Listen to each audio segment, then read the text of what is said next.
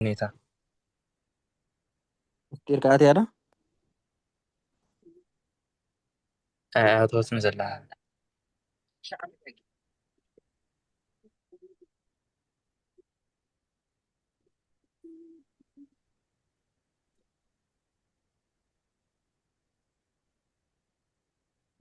ما خنجمر رأس وإنه على ريت عمان كي خوش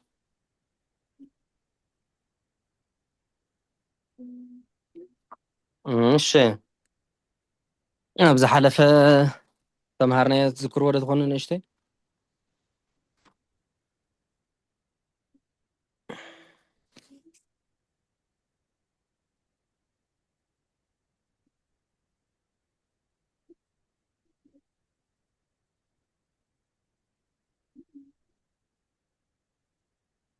ثم على دي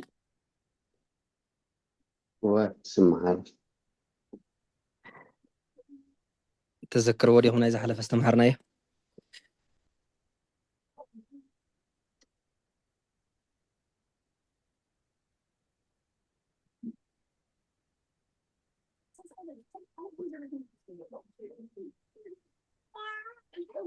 ወይኔታ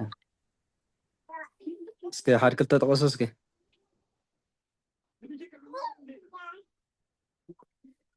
حركة لته قدم مجمرنا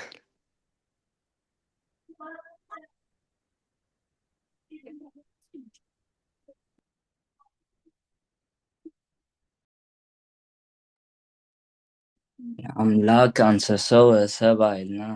ሞያ ሂብና ነርና ዓይነት تهبا خميلنا يا بني نيرنا ብናይ ጎንጂ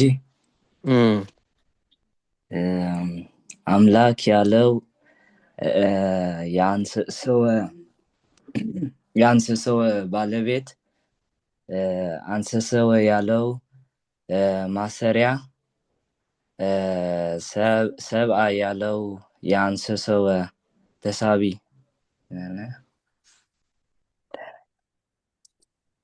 كده حاني وقتلوا وزرو زرو أنا ناخد قتلوا إيش تقول حنتي ሰብኣይ ሁኔታ ምስ ኣስፈች እንደ ብጎንጂ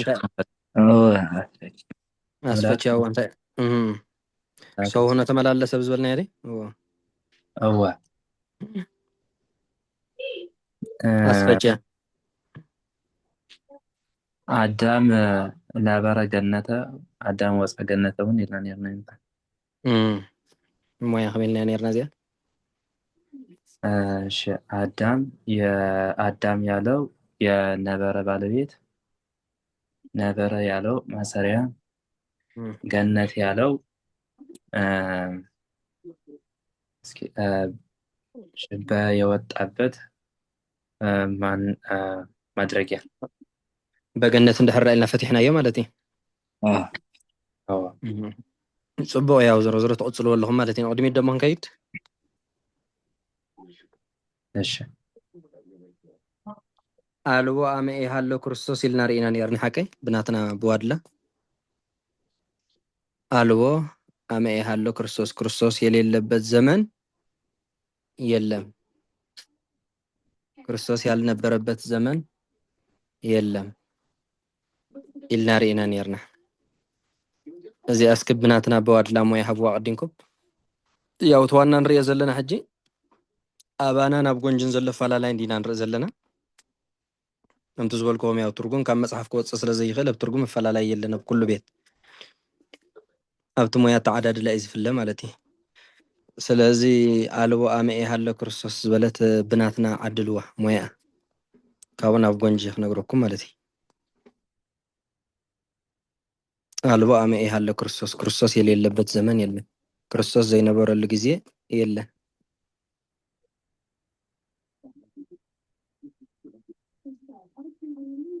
كلتف نداولكم تجزي هنتكم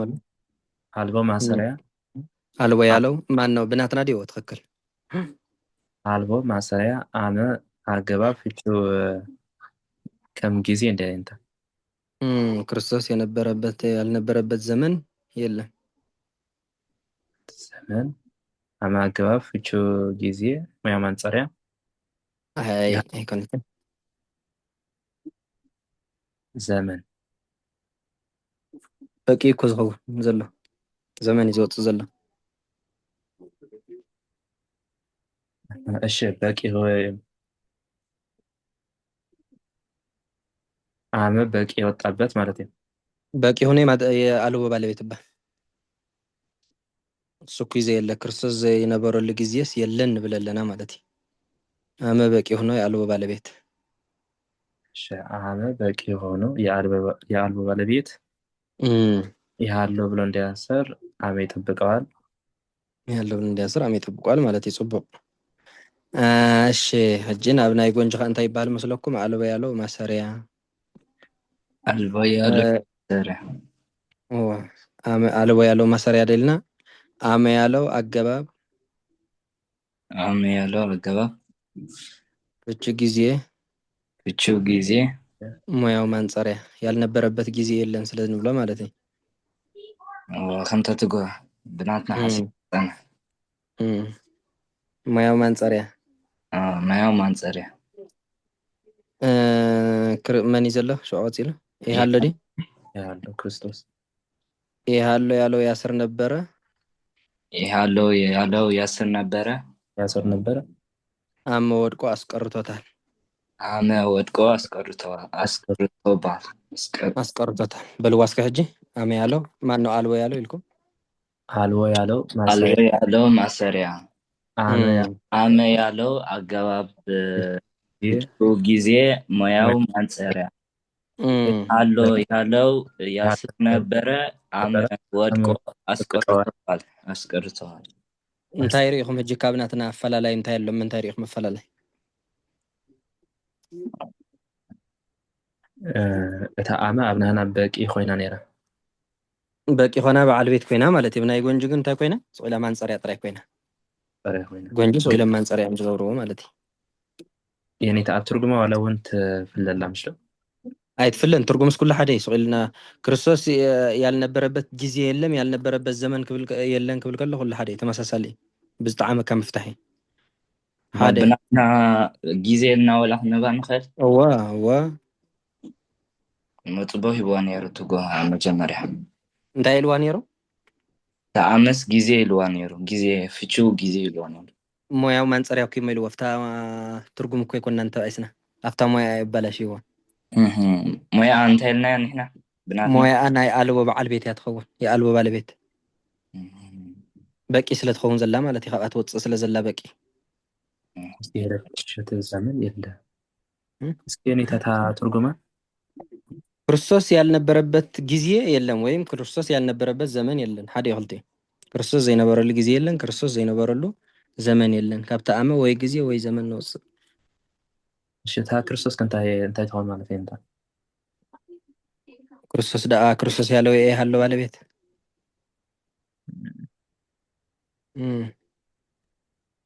ያለው ባለቤት ያሳ ርደት የንታ ጽቡቅ እሺ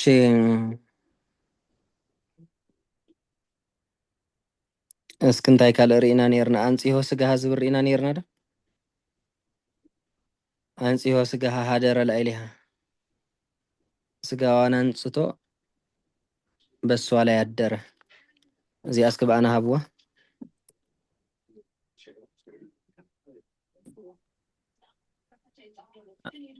የኔታታ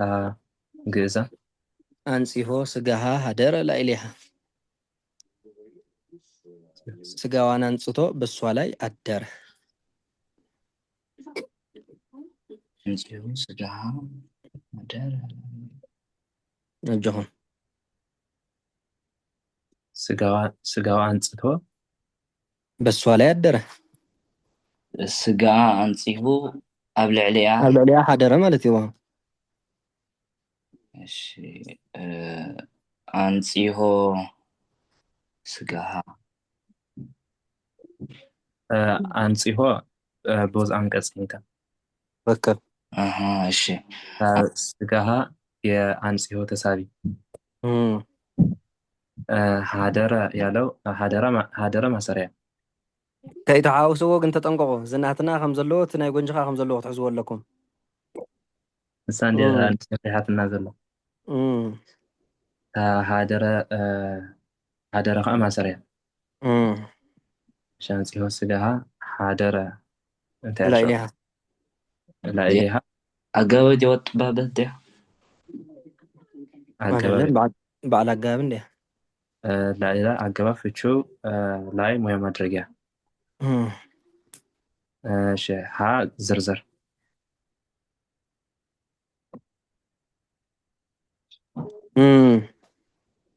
لا إله أجابة في شو لاي مهم مدرجة ها زرزر ወዚና ይመኒ ناتنا ናትና ሓቀ ነኸይ ናብ ጎንጂ ገጽና ኻን እንቀሳቀስ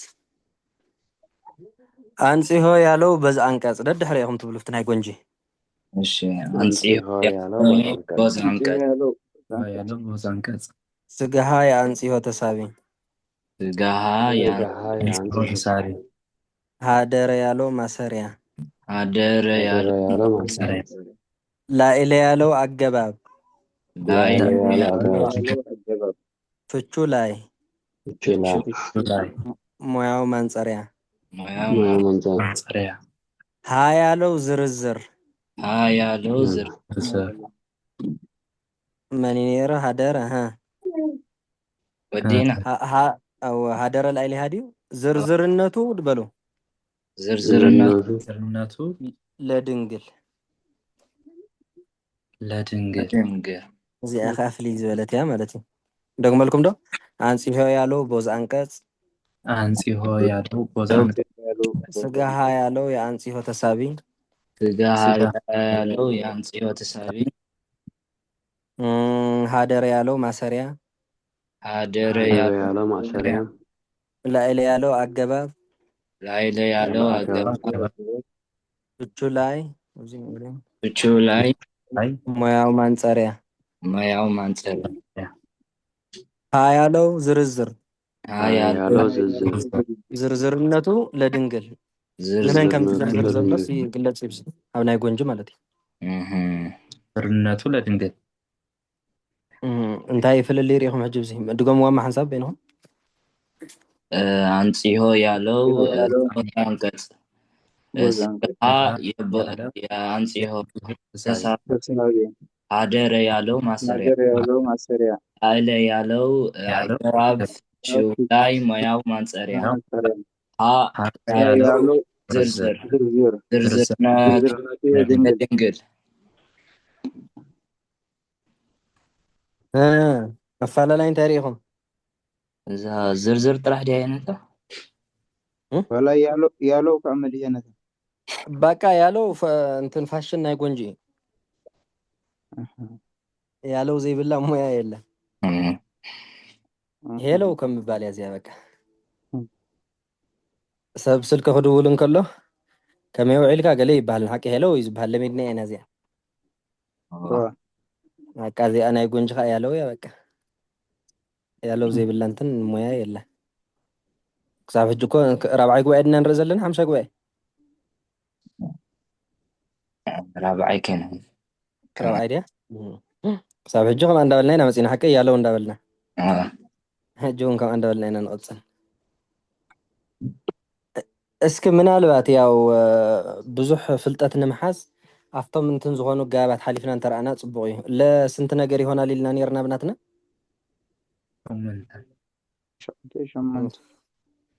ኣብ ጎንጂ 10 እንዲ ዝኸውን እስኪ ቁፀሩ ለ10 ነገር ይሆናል እስኪ በሉ ለ10 ነገር ይሆናል ደድሕረ ይበልዎም ቁፀርዎም ማለት እዩ በቁም ቀሪ ሓደ እንዳበልኩም ኪዱ هذا አዳማቂ لتا አቀብሎሸሽ ተሳቢ ተጠቃሽ ወደ شتشتا በ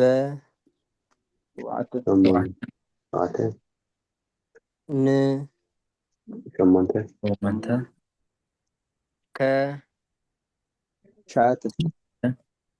ጊዜ سرتا 10 ነገር ይኸውን እስኪ እዚኦም 10 እዮም ዶ ንርአዮም 10 እዮም ንርአዮም ኣብዚ ብጣዕሚ በቃ ክርደአኩም እዩ እዚ ሞያ ናይ ጎንጂ ሓንታብ በቃ ተማሂርኩሞ ስለ ዝኾንኩም እዚ ናይ ዋላ ፅቡቅ ጌርኩም ድሕር ራሒስኩም በቃ ምስ ጎንጂ ዘለና ኣፈላላይ እዚ ካልእ ምስጢር ዘለኹ ይመስለኩም أبغون ولا حد حدش ነገር የለም እንታይ እንዝውሰኻ ካብዚ ኣምናትና ምሽ ኣብናትና ኣሎ ንጥቕልለኒ ናብትናትና እውን እኮ ከምዚ ሓደ እዩ ዘሎ እሺ ተጠቃሽን ተስሓብን ከም ሓደ ጌርና ገለ ስለ ዝረኣና እዩ ኣብኡ እምበር ሓደ ኣይፈላለን በቃ ዘፈላለየና ሞያ እዩ ሰብ ካብ ሰብ ብምንታይ ድዩ ዝፍለ ብመልክዕ ብሻም ዝበለጸባ ኣብ ናይ ኣገልግሎት ቤተክርስትያን ብማዕርግ ብሞያ ሓቀ ሞያ ዘለዎ ሰብ ያው ምስ ሞያ ዘይብሉ ሓደ ይኮነን እዚ ማለት እንታይ ማለት እዩ በቃ ምስ ጎንጂ ንፈላለዩ ሕጂ ጎንጂ ክበሃል እንከሎ በቃ ከምዚ እንትን ነገር ዝመስሎም ኣሎ ማለት እዩ ሕጂ ዋድላ ተማሂርኩም ኣለኹም ንስኹም ካብዛ ጉባኤ እዚኣ ግን ተዋድላ ጥራይ ኣይኮንኩም ተማሂርኩም ትወፁ ምሳኻ እታ ጎንጂ ሕዚ ተብልዋ ማለት በቃ ተን ሜን ዝኾናተን ዘፈላለያና ነገር ይነግረኩም ኣለኹ እሱ እዩ ካልእ ሓንቲ ሓድሽ ነገር ኣይመፅእን በቃ ካብ ዝነግረኩም ዘለኹ ወፃኢ ጎንጂ ምስ ዋድላ ምንታይ እዚ ናይ ጎንጂ ውድእ ምስ ኣበልና ኻና ምንታይ ክንከይድና መስለኩም ምስ ዋሸራ ዘለና ኣፈላላይ ክንርኢ ኢና ካብኡ ናትኩም ኣፅፊፍኩም ምስ ሓስኩም ናይ ጎንጂ ተማሂረ ዝብል ክመፅእ እንከሎ ጎንጂ ፈሊጥኩም መስለ ዘለኹም ፀገም የብልኩም ዋሸራይ እንታይ ኢልኩም ናይ ዋሸራ ቅንየ ምዃኑ ትፈልጥዎ ማለት እዩ ስለዚ ዋድላ ዝተማሃረ ጎንጂ ናይ 2 ወርሒ ትምህርቲ እያ ዋድላ ዝተማሃረ ዋሸራ ናይ 2 ሰሙን ትምህርቲ እያ ብዙሕ ዝኸብድ ነገር የብሉ ጥራይ ትኩረት ግበሩ እቲ ዝነግረኩም ዘለኹም ሞያ ደጋጊምኩም ቀፅልዎ ማለት እዩ እሱ እዩ ክትሓዝ ዘለዎ እምበኣር ኣብዚ ለ10 ነገር ይኸውን ብክንድዚ ነገር ይኸውን ኣብ ዝብል እንድሕር ዳርኤና ምናልባት ግልፂ ክኾነልኩም ይኽእል ኢለ ይኣምን ማለት እዩ ጎንጂ ክንጅምር ቀዳማይ እንታይ ኢና ኢልና ነርና በቁም ቀሪ እሺ በርህ ሰረቀ ለጻድቃን ያሕቀ በርህ ሰረቀ ለጻድቃን ብርሃን ወጣ ኢና ኢልና ነርና ለጻድቃን ብርሃን ወፀ ኢና ኢልና ነርና ኣብናትና መጀመርያ እዚኣ ምልጭ ጨቢልኩም ብናትና ሃብዋ ሞያ ካብኡ ናብ ጎንጂ ክከይድ በርህ ሰረቀ ለጻድቃን በርህ የሰረቀ ባለቤት ሰረቀ ማሰሪያ ለአጋፍቹ በቁም ቀሪ ሙያ ማድረጊያ ጻድቃን ግዳፍ ተጠቃሽ ሆነ ይኮነትን አቀባይ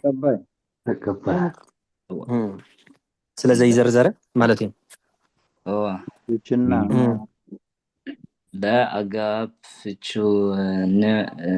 ና ሙያው ግዳፍበት አቀባይ ነው ያለ ለአጋፍቹ ሙያው አቀባይ ተበላሽ ፈስተውዒል ካባብል ለአጋፍቹ በቁም ቀሪ ሙያው አቀባይ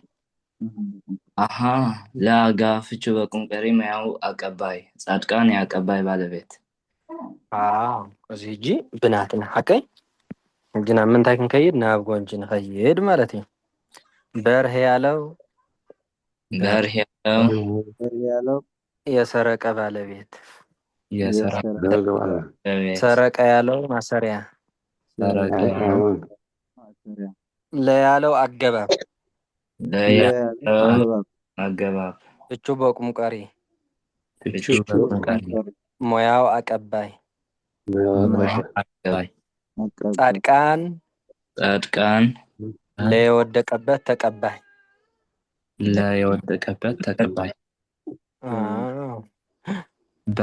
ስለዚህ ዋላ ትርጉሙ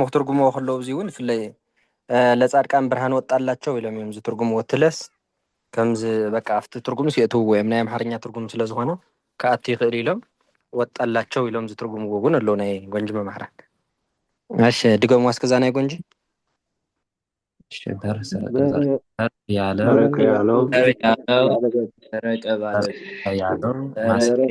ሰረቀ ያለው ማሰሪያ ለያለው አገባብ አቀባይ ለወደቀበት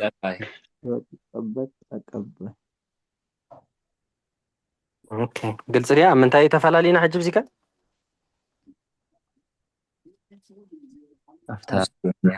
ጻድቃን ክሳብ ሕጂ በቃ ፍልልዩ ምንታይ ዘሎ ኣብ ሞያ እዩ ዘሎ ሓቂ أبترجم ويبكالي زولا حنت سجمي بالنهان مالفتي مسام زفالة لنا قريب لنا وا زيدا خم يجي راكب بيخون خم يجي تتكاش خون نبز بالترى كركر زلا نايلي كاونتي كابون تاينا نيرنا راكب بيخون كله نلرينا يو لأما هلو باباسي اللي انت اينا نيرنا አዳማቂ አዳማቂ ላይ ነው ሐቀ ለእማ አለ ጳጳስ ካለ ወይም ጳጳስ ሲኖር ጳጳስ እያለ ጳጳስ ካለ ደሃን ጳጳስ ካለ ወይም ጳጳስ ቢኖር ካብ ሓዲ ትርጉም ካብ ዝበለ ዋላ ጳጳስ ካለ ብዝበለ ተርጉሞ ሞያ ሃብዎ ማለት እዩ ለእማ አለ ጳጳስ ዝበለ ብናትና ሞያ ሃብዎ ሽዑ ናብ ጎንጂ ክንከይ አለ መነሻ ማለት ይተለ አዳማቅ ክኾን ከለኩ ከይልኩም ስለዝፈታሕ ኢለ ኦኬ ከይሉ ዝፍታሕ ዘሎ እመይ እዋ ለአዳባቂ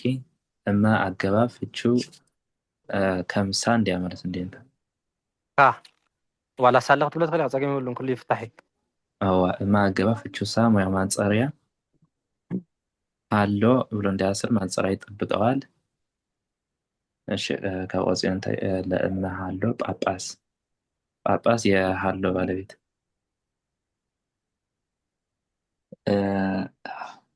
ሃሎ ከይአስር ዲሃልከ እዋ ታ እመት ሕሎ ዋና ኺደና ኣብ ጎንጅና እሺ ለያለው አዳማቂ ለያለው አዳማቂ እመያለው አገባብ ፍቹካ ሞያው ማንጸሪያ እመያለው አገባብ ፍቹካ ሞያው ማንጸሪያ ሃሎ ያለው ያስር ነበር ሃሎ ያለው እመወድቆ አስቀርቶታል አስቀርቶታል በልዋን ቤኑ ሁንካ ለያለው አዳማቂ ያለው አገባብ ከማያው ማንጸሪያ አሎ ያለው ነበር እማ ወድቆ አስቀርቷል። ጳጳስ ያለው የሃሎ ባለቤቱ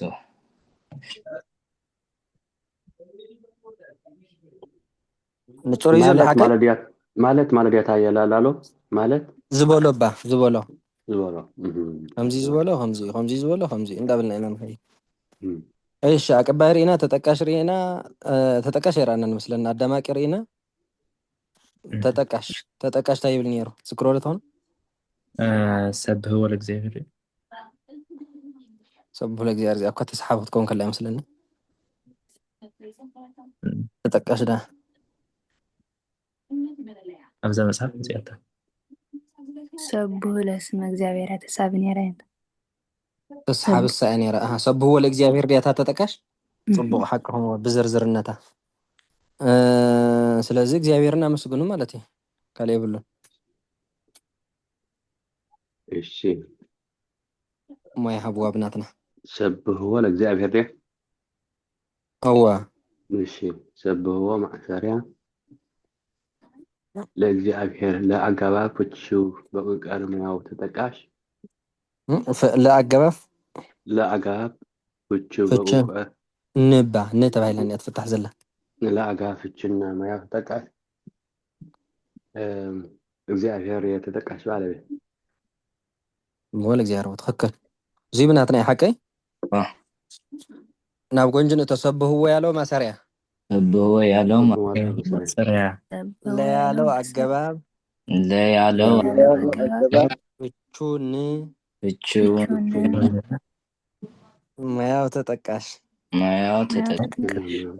ተጠቃሽነቱ ሰብህዎ ላለው ያለው እግዚአብሔር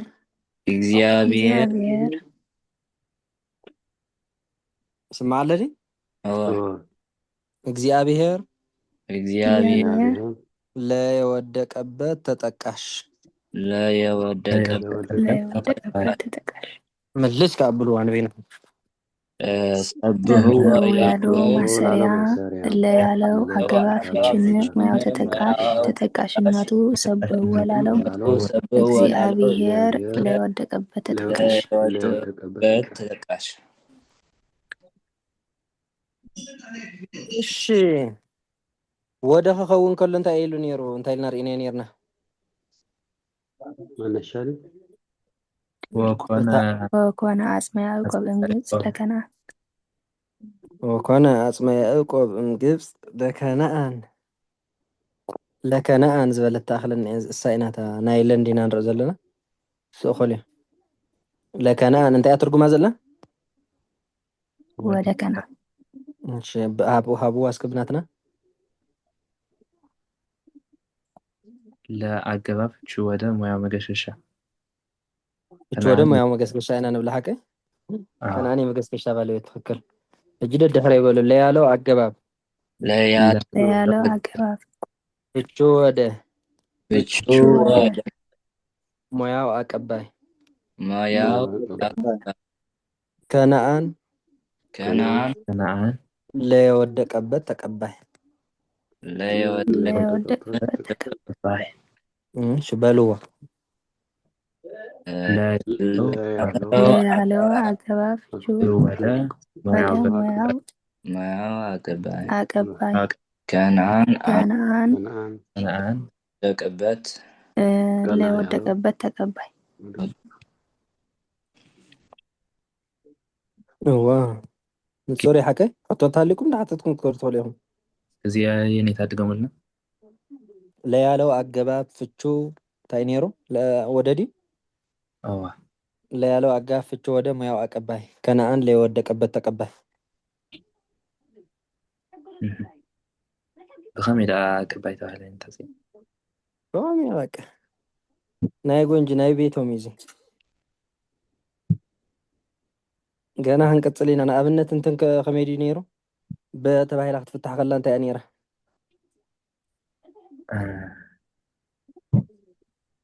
ሃገር ለሃገር ድያ እንተ ሃገር በሃገር እሱ ላ ተባሂላ ክትፍታሕ ከላ ወአምፃ ረሃበ ለብሔር ይመስለኝ ሓቀ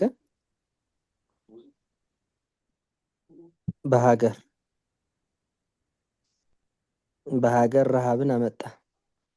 على بيهر ترى هابو تنمو تنقى بن ترى نرأينا قال قليل لا بيهر بهاجر إن نحرق بالناس بناتنا خنعدلها خلينا نتايلنا أنا بلا نعدلها لا بيهر زبلت شه بهاجر مالتي لا أجواب تشوبه ما درجة بيهر ما درجة ولا يتنان بالحكي هو እሺ ናብ ጎንጅ ነው ለያለው አገባብ ፍቹ ሙያው አቀባይ ብሔር ለወደቀበት ተቀባይ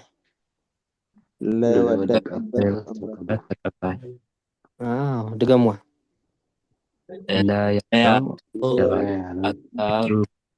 ሙያው አቀባይ ብሔር ለወደቀበት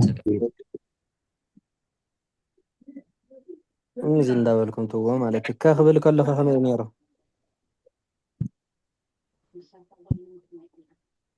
አካለ ኢሳይያስ ተከፍለ ለክልኤ እስከ ሃብዋታ ለክልኤ ዝበለጥ ጥራይ ሃዋስኩም ሞያ لكن የመገሻ ለአገባብ ይልኩም ለአገባብ ፍቹ ከማያው መነሻ ክሌ መነሻ ኢልናይና ነው በነህና ሐቀ እሶም ከአ ለያለው አገባብ ለያለው አገባብ ፍቹከ ሙያው አቀባይ ኩላ አቀባይ ዝኸውን ካብኡ መሽም ከዓ እንትን የወደቀበት ክልኤ ከዓ ለየወደቀበት ተቀባይ ክልኤ ለየወደቀበት ተቀባይ ክልኤ ለወደቀበት ተቀባይ ይበሃል ማለት እዩ። ተቀባይ እንታይ እንታ ተቀባሊ ካብ አቀባይ ኦኬ ተቀባይ እሺ أو نحن أقبلنا نبلا أقبلينا نبلا حكي بمستير ካብ كوتي ኣቀባይ كقبل كل تي يقبل اللي مالتني تيام هجبت مقبالي مزخدوا مالتي ጂ የኔታ ብናትነታ ክልኤናይ መነሻ ባለቤት ሆን ማለት እዩ። سمعنا اللي نيرنا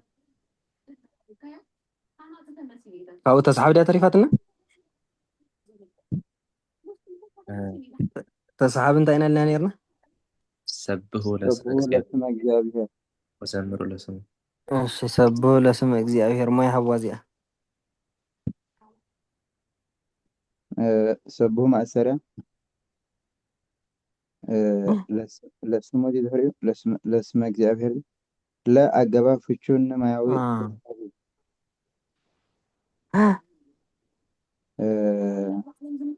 አገባብ ሙያው ተሳቢ ማያው ተሳቢ እሺ ስሙ ከዓ የተሳቢ እንታይ አሁን ሌና ስሙ ለስሙ የተሳቢ اسم سم يتساوي ባለቤት እሺ ስም ከዓ የተሳቢ ባለቤት እግዚአብሔር የተሳቢ ዘርፍ የስም ዘርፍ በ የስም ዘርፍ እሺ ምስም የተናበብ ዘለኮ እዚ ብናትና ሓቀይ ብናትና ትደገም ባዝያ ድገም ማህላ አጋፍችንም ያው ተሳቢ እሺ ሰብሑ እንዴት ይጀምር ማእሰሪያ ስም የተሳቢ ባለቤት እግዚአብሔር የተሳቢ ዘርፍ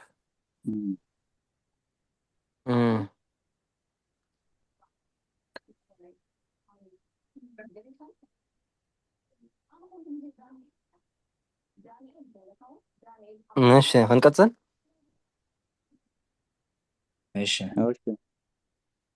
እዚያ የሀብናያን ሐቅ የለ ያለው የሰብሑ ተሳቢ የሰብሑ ተሳቢ ለያለው አገባብ ፍቹን ሙያው አቀባይ እዚያ አለ ሙያው አቀባይ ሙያው አቀባይ ስም ለወደቀበት ተቀባይ ስም ለወደቀበት እግዚአብሔር የስም ዘርፍ ማለት እግዚአብሔር የስም ዘርፍ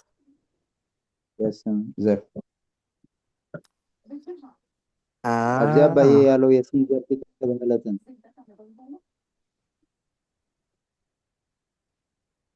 አየንተ ሰብሑ ያለው ማሰሪያ ለያለው አገባብ ፍቹን ሙያው አቀባይ ደልኔ ሐቀ ስም ያለው ለወደቀበት ተቀባይ እግዚአብሔር ያለው የስም ዘርፍ እሺ አቀብሎ ሸሽከይንታ አይራና እንዲነሳ ለይኩን ዲኔር ሐቀይሱ አዋ ብርሃኑ በቃ ሳኳ ምንም ተቀይር ነገር ይብላን ለያለው አቀብሎ ሸሻት በህ እሺ እንትን ተሪፋትና መስለና ሀበን እንታይ ነው ረዲኤተ ለምን ዳቤ ነዝበን አይና ፈተህና ነርና ጊዜ ችግራችን ጊዜ ልና ፈተህና ነርና ብናትና ከመልና ህብና ነርና እሺ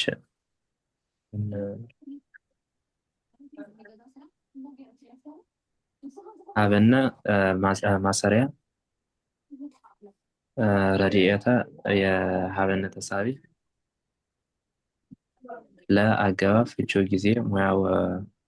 ማድረጊያ እንዳቤ የማድረጊያ ባለቤት እሺ ለምንዳቤ ነዲ ለያለው አገባብ ነው ለያለው እቺ ጊዜ ፍቹ ጊዜ ሙያው አቀባይ ምንዳቤ ለወደቀበት ተቀባይ ነ ያለው ዝርዝር ዝርዝርነቱ ለንህነ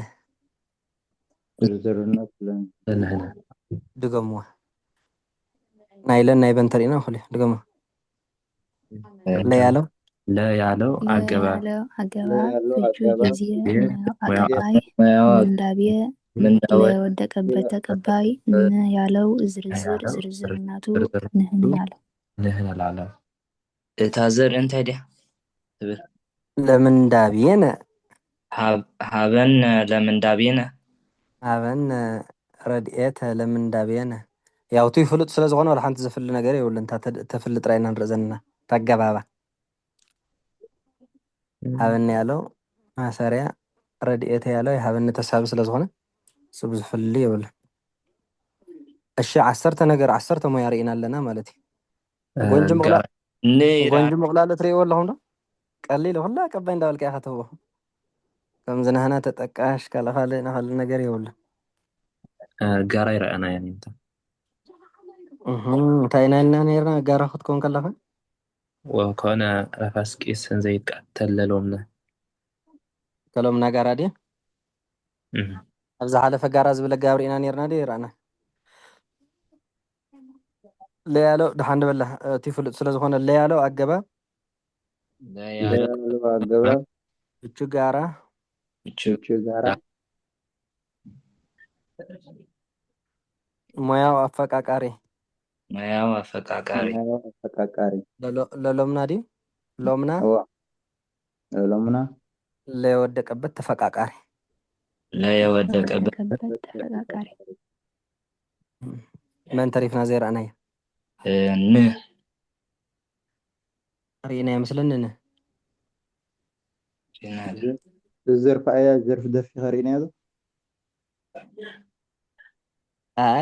እሱ ኣብ ዝርዝርነቱ ካሊእ እዩ ዘርፍ ኣያ ዘርፍ ደፊ ገለ ይበፅሓና ኣለና ግን ብዙሕ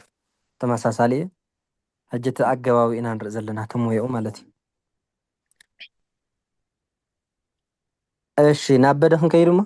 ናይ በኻ ንርኣየ እንዳ ሳሪና ዋላ ክትኣኽለብ የነታ ተጋጊ ሒዝያ ከይህሉ ቀዳማይ እዛ ሰብህ ለስመ እግዚኣብሔር ዝበለት እታ ለ ኣቀባይ እናኢልና ነርና ማድረግያ ሕጂ ኣቀባይ ኣየንቲ እታ ሰብህ ለስመ እግዚኣብሔር ዝበለት ተስሓብ ብናትና ድያ እዋ ኣብዚ ሓለፈ እንታይ ኢልና ነርና ሓቀይለ ዋላ ተጋጊ ከይከውን ምናልባሽ ተን በን ለን ማድረጊያ ኢልና ነርና መስለኒ እንታ ኣይ ኣቀባይ እያ ማድረጃ ድነኒ ኣቀባይ ንበዲ ዋላ ንለኹም ኢልና ንለ ኣይ ኣቀባይ ዳ ሰብሖ ለስመ እግዚኣብሔር እንዲ ሓቀይ እዋ ኣቀባይ እሺ እሺ ናባ ክንከይድ ዶ እሺ ዙረቱ ሞያ ክመላለስ ስለ ዝኾነ ተመሊሱ ክመፅእ ስለ ዝኾነ እንዳረኣናይ ክንከድና ፀገም ዘለዎ ኣይኮነን እንዳተዓረቀ እዩ ዝኸይድ ማለት ካብ ዝወፅእ ነገር ስለ ዘየለፍቶ ኣጋ ምሳእተና ዋላ በክንደይ ነገር ይኸውን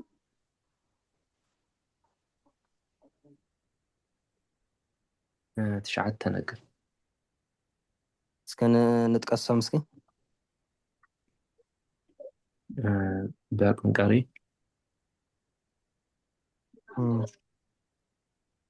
ተሳቢ ቀዳማቂ ጋራ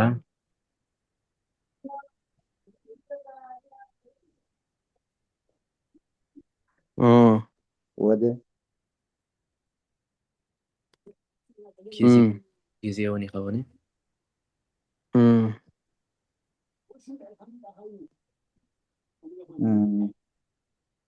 ቸልታ እንዳሓ ምናልባት በቲ ክዘክረኩም ተተሪፉ ክንርአና ማለት እዩ ቦዝ ኣድሃነነ በዕፀ መስቀሉ ዝብል ርኢና ነርና ዶ ይረአና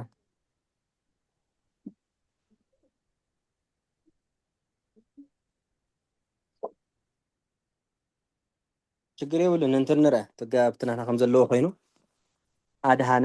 ኣድሃነነ በመስቀሉ እንታይ ማለት እዩ ትርጉሙ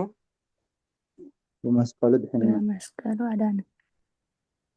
መስቀሉ ድሕንና ሃብዋ ስክጅብና ሞያ እዚያ አዳንና ማሰሪያ በአገባብ ፍቹ በቁም ቀሪ ሙያዊ ማድረጊያ መስቀል የማድረጊያ ባለቤት እዚኣ ብናትና ማለት እዩ ሽዑ በያለው አገባብ በያለው አገባብ ያለው አገባብ ፍቹ በቁም ቀሪ ፍቹ ፍቹ በቁም ቀሪ ሙያው ማድረጊያ ሙያው ማድረግ ሙያዊ ማድረጊያ ማድረግ መስቀል በየወደቀበት ማድረጊያ መስቀል በየወደቀበት በወደቀበት ማድረጊያ ድገሟ በያለው አገባብ ያለው አገባብ ፍቹ በቁም ቀሪ ሙያዊ ማድረጊያ መስቀል በወደቀበት ማድረጊያ ማድረጊያ በከመይ ቤ ዝብል ከንታይ ኢና ኢልና ነርና ርኢነ አዳማ እንዳለ እሺ ሀብዋ ከም ዝበለ ማለት እዩ ብናትና ሀብዋ በከመን አዳማቂ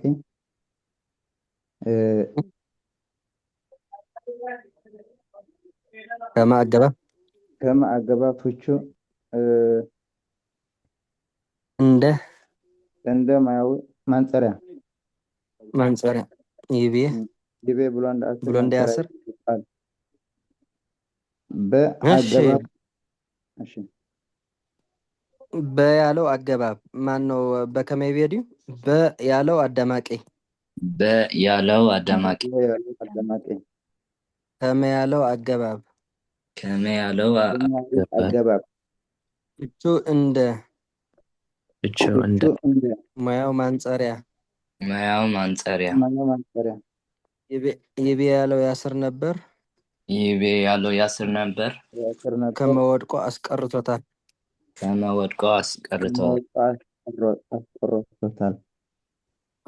ድገሞ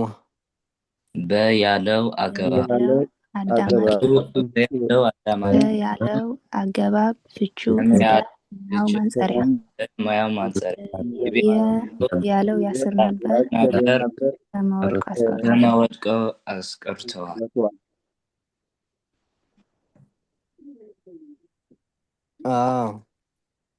ግልጽ ዲ ዘሎ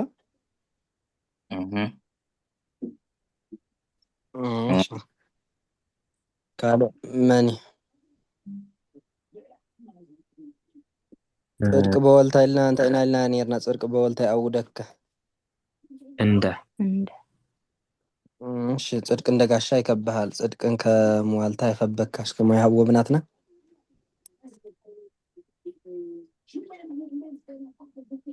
እንታይ ነራ ጽድቅ በወልታ ያአውደከ እሺ ጽድቅ ያአውደከ ባለቤት ደኹን ደሎ ትክክል በአጋፍ ጭንቆሪ ሙያ ማድረጊያ እንደኩይ እንደና ነንፈት ሐዘን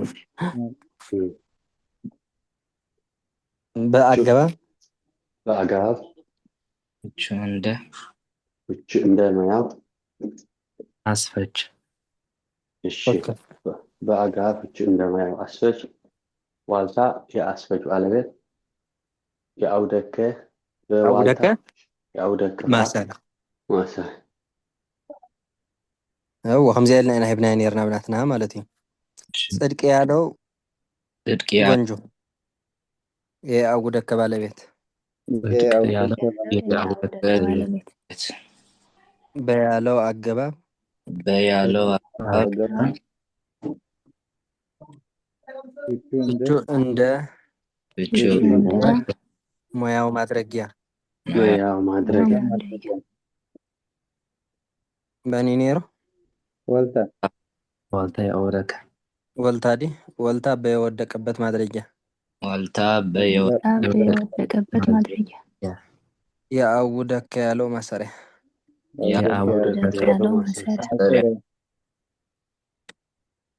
እሺ ወመንፈስከ ቅዱስ ይምርሃኒ በምድረ ጽድቅ ሃይኔር እዚ የኔታ ይቅርታ እዚያ እስኪ ትርጉማ ናይዛ ጽድቅ በዋልታ ያወረከ ተብለና ጽድቅ እንደ ጋሻ ይከብሃል ጽድቅ ከምዋልታ ይኸበካ ማለት እዩ ጽድቂ ሐቂ ማለት እዩ እታ ወልታሲ ጋሻ ድያ ትኾን ደላ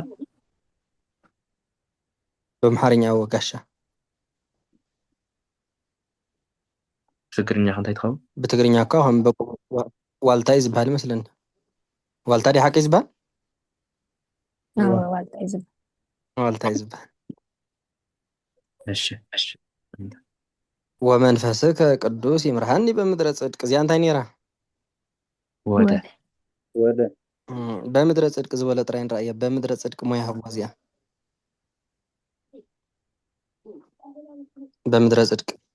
በአገባብ ፍቺ ወደ በአገባብ ፍቺ ወደ ሙያው መገሽገሻ ምድረ ጽድቅ ምድር የመገሽገሻ ባለቤት ጽድቅ የምድር ዘርፍ እሺ በያለው አገባብ አገባብ ፍቹ ወደ ሙያው ማድረጊያ ምድር በወደቀበት ማድረጊያ ጽድቅ የምድር ዘርፍ እሺ ሀብዋ በያለው አገባብ ሙያው ማድረጊያ ምድር በወደቀበት ማድረጊያ ጽድቅ የምድር ዘርፍ የምድር ዘርፍ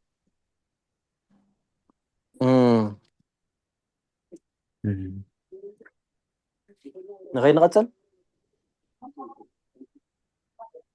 እሺ ነው ዝበሃል ዘሎ እንታ ዲና መድረጊያ ንብሎ ዘለና ኣብዚ ናይ ጎንጂ በቃ ኩሉ በቃ ማድረጊያ ኣቀባይ እዮም ዝብልዎ ዝፈላለን ንእሽተይ እሺ እግዚኣብሔር ይመጽእ ብኣእላፍ መላእክቲ ዝብር ኢና ነርና ዳሕቂ እንታይ ነይሩ ትርጉሙ ጋራ መላእክቲ ይመጽእ ምስ መላእክቲ ማለት ኣብ ዋስኩሞ እያ እግዚአብሔር የይመጽእ ባለቤት እግዚአብሔር ይመጽእ በመላእክት ይዲ ማን ነው በመላእክት ዲና ነርና ሐቂ ለመላእክት ይመስለኝ በአእላፍ መላእክቲ እግዚአብሔር ይመጽእ በአእላፍ መላእክት እግዚአብሔር የይመጽእ ባለቤት ይመጽእ ማሰሪያ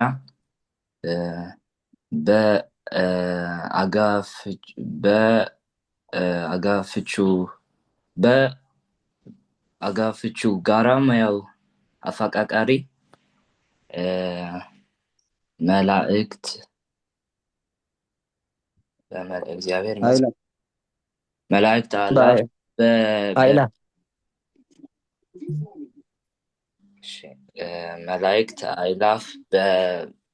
በተፋቅረው ይመጽእ ተሳቢዎች አይኮነን አእላፍ የመላእክት ቅጽል አእላፍ መላእክት የአፈቃቃሪ ባለቤቶች መላእክት የአፈቃቃሪ ባለቤቶች ከማያን የራናት ነው እሺ በያለው አገባብ ፍቹ ጋራ ሙያው ማድረጊያ አእላፍ ያለው የመላእክት ቅጽል መላእክት ያለው በወደቀበት ማድረጊያ መላእክት ያለው በወደቀበት ማድረጊያ ሻሃብዋ ያለው አገባብ ፍቹ ጋራ ሙያው ማድረጊያ አእላፍ ያለው የመላእክት መላእክት በወደቀበት ማድረጊያ የኔታ ኣብታ ናይለስ ጋራ ክንብላ ከለና ሲዩ ኣፈቃቃሪ ኢና ነርና ምሽቶ ኣመነመን ኣብታ ናይ ለሎምና ትብል መስለ አይደለም ምስለ ተሓወሰና አለ መስለኒ ምስለ አገባብ ምስለ እንታይ ነልና ነርና ወዲ ምስለ መላእክት ዲ ምስለ ያለው አገባብ ፍቹ ጋራ ሙያው አፈቃቃሪ ልና ነርና ሐቂ መላእክት ምስ ለይወደቀበት ተፈቃቀረ አብለ ክትከውን ከላ ግን ማለት እዩ ለያ አለው አገባብ ፍቹ ጋራ ሙያው አቀባይ ትኸውን ተአቀባይነታ ሳይፈድፍን እያ በውን ጋራ ክትከውን ከላ ፍቹ ጋራ ሙያው ማድረጃ ትኸውን ትጥን ተባሂሩ ሳይገድፍን እሺ ግልጽ ዲያ ወህጅ እታለ አቀባይ ትኸውን ብኻ ማድረግ ትኸውን ማለት እዩ በቃዋ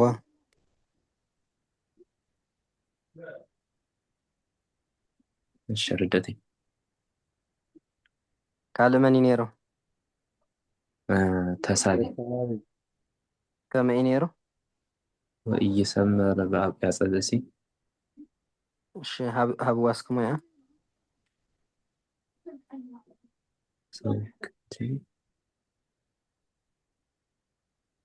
ወደጋሚ وأجا فيتشن ما يودجامي ويسمر سم انتنا هنقوله ويسمر سمر بويت الجمع على بيت يسمر به يسمر بايدلو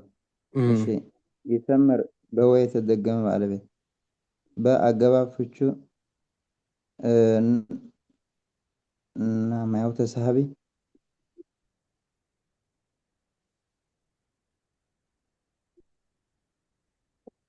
قال له رغم ايه بأجا يسمر فيتشو بقى يعصب سدي بقى تبسي بأجا فيتشو بكون كرماوي بتسابي نعم يا تسابي أصحابك يا وين بلا زلن ما تسحب إن ذا إلى سنة أشبه أجا فيتشو ما قبل دي ولا أقول بيت تسحب ترابله مجمريا كان نوركا كوخلي يود عندي نيرو نابيت من لسلا بأجا فيتشو ما يوتسابي ودا قام مشركه و يسمر كأبويت الدجمة بقى تاب استريح يسمر بأوقات بويت أوكي የተሳብ ባለቤት አቅያጽ የተሳበ ባለቤቶች በሲራ የአቅያጽ ዘርፍ ዘርፍ ትኸውን ማለት ነው። እሺ ወይሰምር ዲ በያለው ደጋሚ ዝበሃል ካብ ጎንጂ የለን አዳጋሚ ኢኹም ትብልዎ አዳጋሚ አዳጋሚ ዝብል ማለት እዩ። ሸው እንታይ ነይሩ በአቅያጽ በስዲ ይሰምር በወ የተደገመ ማሰሪያ እሱ በወ የተደገመ ማሰሪያ ማለት እዩ። ካቡ በያለው የኢሰምር ተሳቢ በያለው አገባብ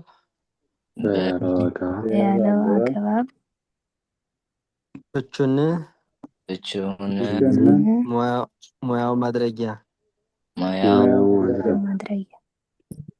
መን ይዘለሽው በወደቀበት ማድረጊያ አውቂያጽካ የወደቀበት ማድረጊያ ብእሲ ያው የአውቂያጽ ዘርፍ ማለት ነው።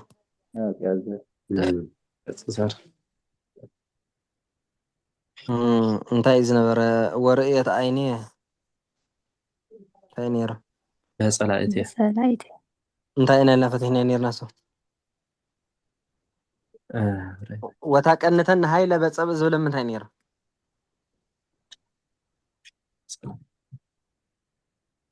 በጠብ ጊዜ ኢልና ፈትሕና ነርና ምስለን ዝሓቀ በጋ በጸብ ዝበለት ጊዜ ኢልኩም ስኩም ያሃብ ዋዳሓን በጸብ ኢልኩም በአገባብ ፍቹ ጊዜ ማድረጊያ ጸብ የማድረጊያ ባለቤት ብስታይ ክኾን ከለካ ያው ተመሳሳሊ በያለው አገባብ ፍቹ ጊዜ ሙያው ማድረጊያ ጸብ በወደቀበት ማድረጊያ ማለት እዩ። ኩሉ ማድረጊያ ዝኾን በልዋ አገባብ ፍቹ ጊዜ ሙያው ማድረጊያ ጸብ በወደቀበት ማድረጊያ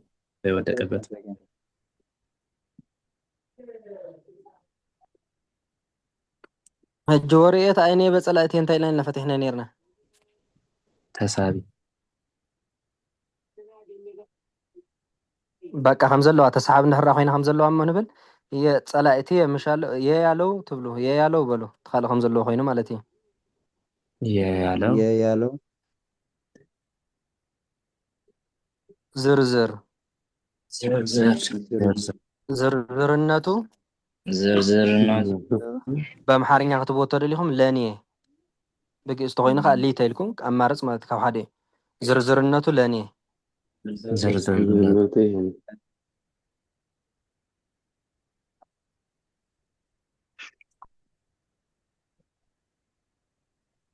እስኪ እኔ ተትርጉማና የታወረአት አይነ በጸላእት የትብልና በቃ ጠላቶችን እኮ የተመሳሳለ አዳጋሚ ርኤት የተደገመ ማሰሪያ አይኔ ያለው የርኤ ባለቤት በጸላእት ዲን ይርሐቀ በያለው የርኤት ተሳቢ በያለው አጋፍ ፍችን ሙያው ማድረጊያ ጸላእት ያለው የማድረጊያ ባለቤት የያለው ዝርዝርነቱ ሊተ ወይ ከአለኒ ይልኩም ተብዎ ማለት ነው።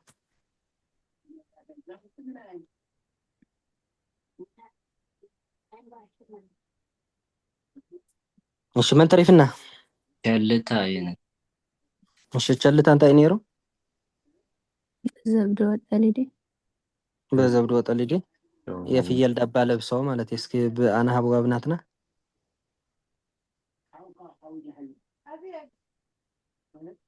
ኤልናያ ዘሪ በዘብዶ ወጠሊ ወባሃሚለት دي ወጥ በዘብዶ ወጠሊ ወባሃሚለት ሀብዋ ዚያ ሙያስኪ የፍየል ዳባ ለብሰው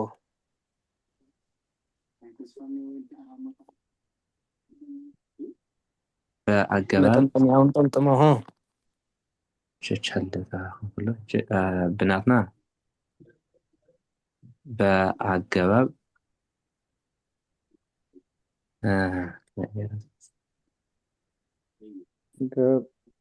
በቸልታ ማው ቸልታ ብቹ ቦዝ ሙያው ቸልታ ነኝ ነርና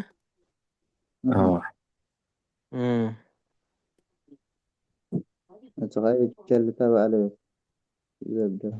ዘብዶ የቸልታ ባለቤት ማለት ነው። አዝዎ ባዘናትና የተረሳው ሙያ አስተማርኩም እሱ ተዘይተ ተሐይዝኮ ዝጎንጅ የሚባል ከቢሪ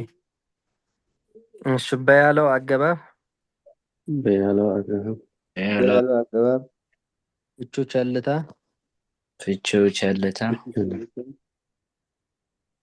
ሙያው ማድረጊያ ሁሉም በሉ ሙያው ማድረጊያ ዘብዶ ዲኔርሻው ዘብዶ በወደቀበት ማድረጊያ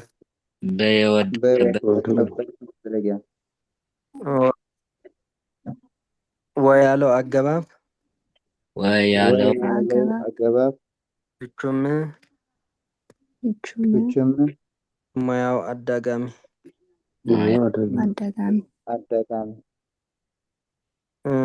በያለው አገባብ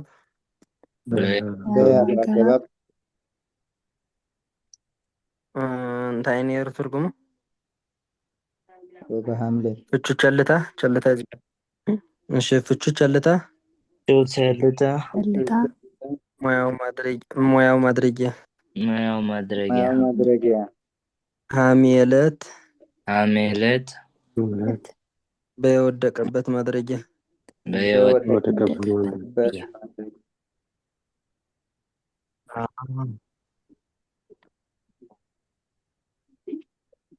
እሺ በልዋን ወይን ሆንካ አቦ በያለው አገባብ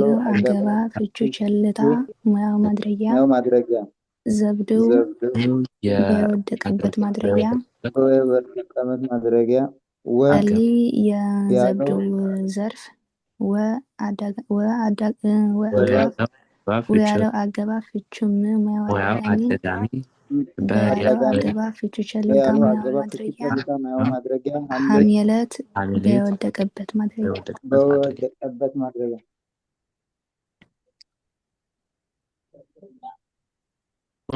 ዝተረፈናለን ናይበ ዘንድ ኸይንታ ዘንድ እንታይ ነራ ማስረጃ በእግዚአብሔር ትከብር ነፍስያ በእግዚአብሔር ዘንድ ነፍሴ ትከብራለች። እሺ ሀቡዋ ብናትናስኩማ በአገባ ፍቺ በአገባፎቹ ማን ማድረጊያ እሺ በአገባፎቹ ፍቹ ዘንድ ማየው ማድረጊያ እሺ እግዚአብሔር የማድረጊያ ባለቤት ትከብር ማእሰሪያ ነፍሴ የማእሰሪያ ባለቤት የተከበር ባለቤት የማሰሪያ ባለቤት ሁን ብለና ጸገም ይብሉ ነው ትክክል። እሺ በእግዚአብሔር ዲ በያለው አገባብ በያለው አገባብ ፍቹ ዘንድ ማያው ማድረጊያ እግዚአብሔር በወደቀበት ማድረጊያ በወደቀበት ማድረጊያ ከብር ያለው ማሰሪያ ከብር ያለው ማሰሪያ ነፍሴ ያለው የተከብር ባልተቤት ነፍሴ ያለው የተከብር ባልተቤት ያለው የተከብር ባልተቤት አቡዋ መልሷ በያለው አገባብ ፍቺ ዘንድ ማድረጊያ እግዚአብሔር በወደቀበት ማድረጊያ ከብር ያለው ማሰሪያ ነፍስ ያለው የተከብር ባልተቤት እዚ የኸ የንታ ዝርዝር ኢልና ንበልና ከምኡ ኸውን ከለኻ ነፍሴ ዲ هو ትክክል ያለው ዝርዝር ያለው ዝርዝርነቱ ለእኔ ወይ ከአሊተ ትብሉ ዝርዝርነቱ ለእኔ ከአሊተ ያው ትንክፍ ስለዝኾነ ወግዓዊ ክሳብ ትምሃርዎ ካብዚ ዝወፅእ የለን እዚ ይመስል ብዙሓት ኣለዋ ሃበ ወደ ዝኾነ ገባባት ገሊልና ክንቅፅል ንኽእል ኢና ግን በብንእሽተይ ያኽልና ኸውን ኣብዚ ዳርጋ 25 ዝኾን ደሪእና ተቀዚወት ናይ ላ10 ናይ ባ10 ልዕሊኦም ዝነበሩ ከዓ 5 ገለ ዝኾነ ርኢና ኣለና ኣብዚ ሓለፈ ኩሉ ተደማሚሩ ናብ 100 ገጽኩም በፂሕኩም ኣለኹም እዚአን ፅቡቅ ጌርኩም እንተሒዝኩም መን ካብዚ ዝወፅእ የለን በቃ ጎንጂ እዚ ድዩ ዝበሃል ብድሕሪ እንታይ ዝተርፈኩም ቅኔ ጎደና ከዓ ቀዲምኩም መባዕልኩም ኣብ ወንበርኩም ስለትመሃርዎ ደንብ ጌርኩም ክትቅፅልዎ ኢኹም ስፋ ሕጂ ድሕሪ ዝሒዝናዮ ዘለና ፕሮግራም ኣብ ዝቕፅል ንሱ ይስራዕ ማለት እዩ እቲ ጎደና ቅኔ ምስ ተቐፀለ ካብኡ ዝወፅእ በቃ ናይ ቅኔ መንገዲ ከዓ የለን ዘዘዘዘ ብሂል ምናምን ገለ ዝበሃል ነገር ምሸሎ ቁም ነገር ዘይብሉ ማለት እዩ እሱ ከዓ መዓልቲ ሓልዩ ክንሪኦ ኢና እዚ ሞያ ጥራይ ሓዝዎ ኣፈላላይ ያው ሓዙ እሞ ከተትሕዙ ኢኹም እንድሕር ራስኩም ቀፂልኩም እዮ ንዘይቀፅሉ ከዓ ባዕልኩም ትቐፅሉ ከምኡ እንዳበለ የቃል እግዚኣብሔር ሰርጥ ሕቶ ተሃሊኩም ኣብዚ ዝተምሃርናዮ ኣብታ ቀባይን ኣብታ ተጠቃሽ ጊር ይብላን ኣለዋ እዚ እኮ ፍሉጥ እኳ እዩ ኣቀባይ ዝበሃል እኳ ኣፈወርቅ በቃ እቲ አንቀጽ እንተዘይዘርዚሩ ማለት እኳ እዩ ኣቀባይ እንታይ እታ ማስረጃ እንታይ እያ ነይራሞ በርህ ሰረቀ ለጻድቃን እንዲ ሕጂ በርህ ሰረቀ ዝብል ሕጂ ኣይዘርዘረን ኣሎ ርእይ ኣፈወርቅ ሰረቀ ትግሱ ባዕሉ እዩ ዘሎ መፅኡ ተጠቃሽ ክትከውን ከለኻ እንታይ ነይራ ሰብህዎ ለእግዚአብሔር ሰብህዎ ክንብል እንከልና ግን ናብ ሳብእ በቃ ብሓፈሻ ለተጠቃሽ ዝኸውን ማለት እዩ ተኣንቀጽ ናብ ሳብእ እንድሕር ዳ ተቐይር እዩ ኣፍቅሮ ለእግዚአብሔር ቀትሎ ቀድሶ ገለ ዝኣመሰለ ምሸሎ ሳብእ እንድሕር ዳ ኮይኑ ተቕድሚኡ ዘሎ በቃ ትለ ተጠቃሽ ኮይኑ ኣሎ ማለት እዩ ግእዝ እንድሕር ዳ ኮይኑ ተቕድሚኡ ዘሎ አንቀጽ ግን በቃ ለኣቀባይ ኮይኑ ኣሎ ብዝርዝርነተን ኢኹም ትፈልይዎን ማለት እዩ ኣቀባይ ኣይዝርዝርን ተጠቃሽ ከዓ ይዝርዘር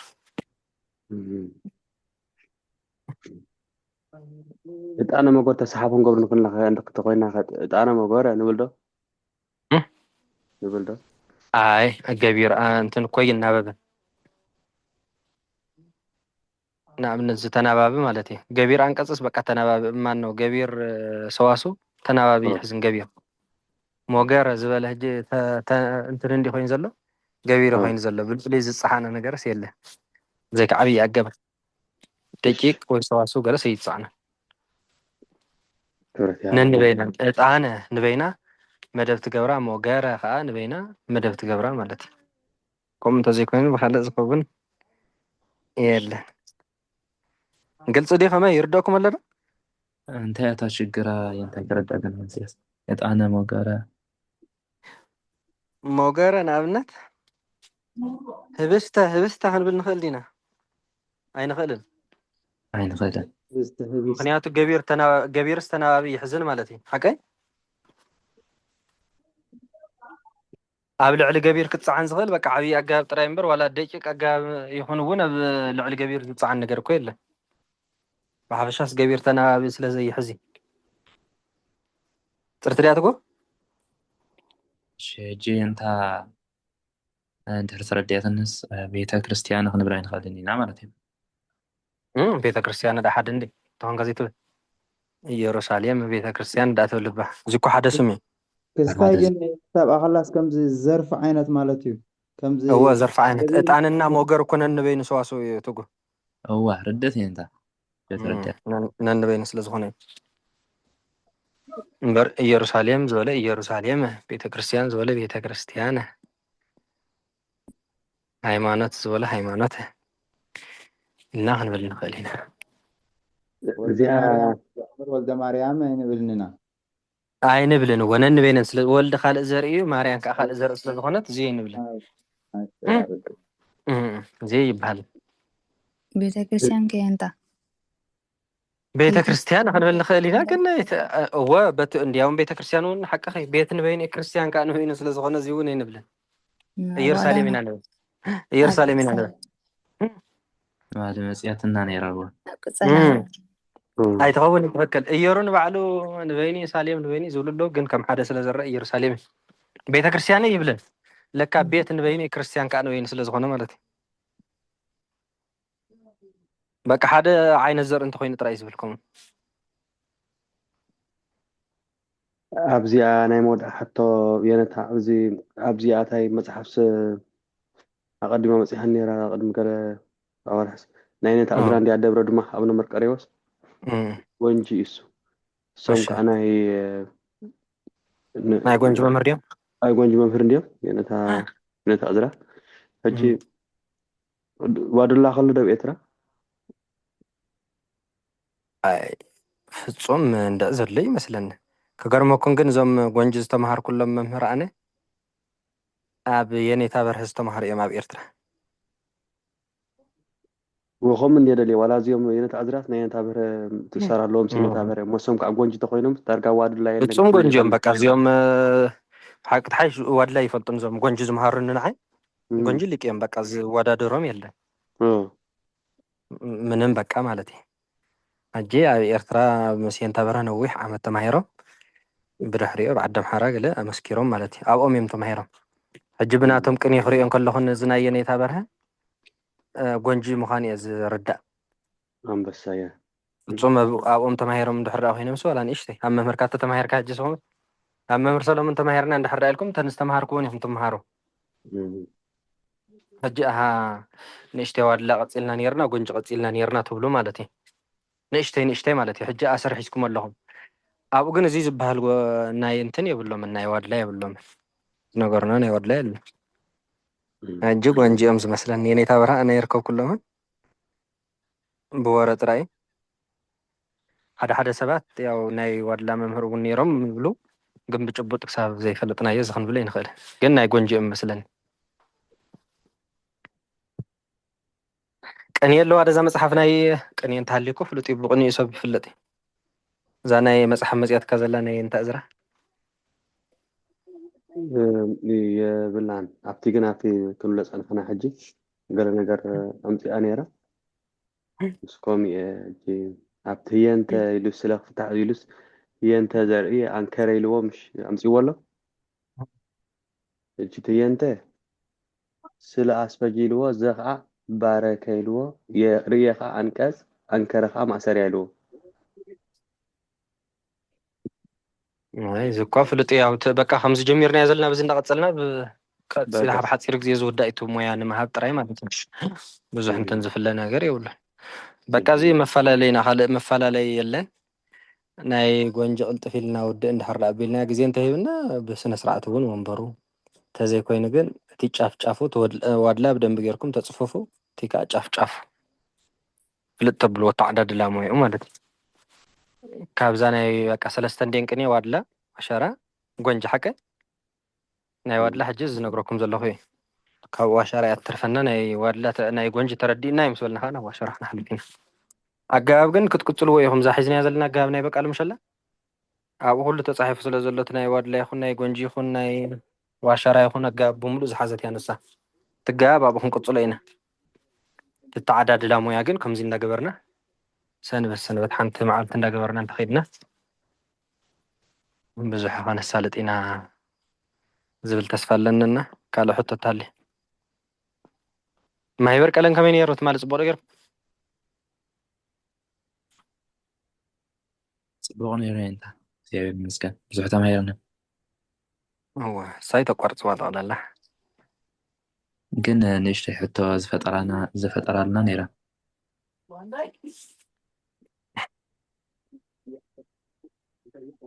ስማዕ ኢላ ከንትጉ هو ሕቶ ዝፈጠራልና ግን ነይረን እሺ ዛሬ ምናልባት እቲ ሕቶ ግን ምስ ስታይ ሓይሽ ሕቶ ሕጂ ኣብዚ ንወድእ መቐፅሉ ሕቶ እንድሕር ሃሊ ብማሕበር ኣብቲ ንምሃረሉ ግሩፕ ምሸሎ ንኩሉ መልሲ መታን ክኸውን ኣብኡ እንተተመለሰ ይሓይሽ መስለኒ ዘለኩም ሕቶታት ፅባሕ ዘኩር ንወንበር ቅድሚ ምጅማርና ግስድ እዩ ዘለና ፅባሕ ወይ ቅድሚ ምጅማርና ጸሎት ግብር ምስ ኣበልና ተን ሕቶ ምልስ ኣቢልና ናብ ወንበርና ናቱ ጅብ ዘለኹም ውስናት ስለ ዝኾንኩም እሶም ከዓ ከይሓልፎም ኢለ ናይ ማሕበር ቀለም ናይ ኩልኩም ስለ ዝኾነ እሺ በሉ ብዚ ኣኽለና ንእሽተይ ከዓ ቅፅል ኣበሉ መቐፀሊ ግዜ ከዓ ክትረኽቡ መምህር ነቃጥብ ጸሎት ግበሩልና ዝነጠበ ብኣፈ ትጓሃን መላእክቲ ይኣርመና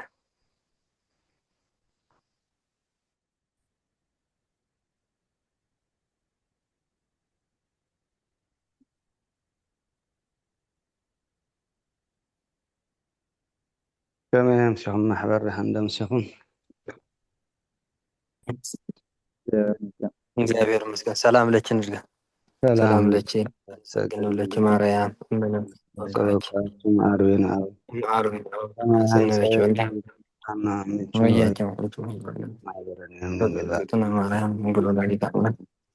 ربنا سيدي እግዚአብሔር ወታሰብ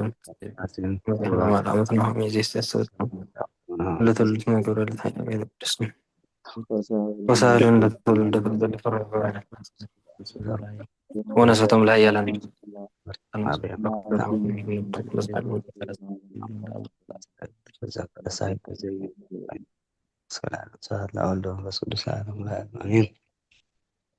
سلام زوعلك عنا جيتا سلام لي تحضرنا